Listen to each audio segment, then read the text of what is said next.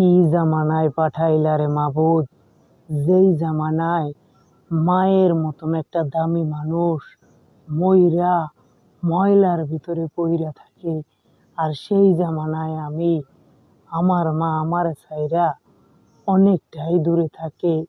আমারে যদি কেউ একটা ভালো কিছু খাইতে দেয়, বিশ্বাস করেন সবার আগে আমার অসহায় মায়ের মুখটা সামনে আইসা দাঁড়ায়।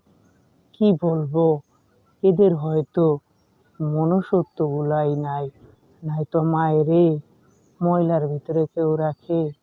হায় রে মা, দুনিয়ার থেকে চইলা গেছে, আর ফিরে পাইব না।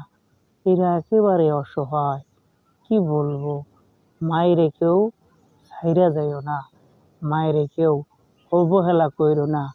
জান্নাত সে আমার মায়ের পায়ের তলে, বেশি দূরে না।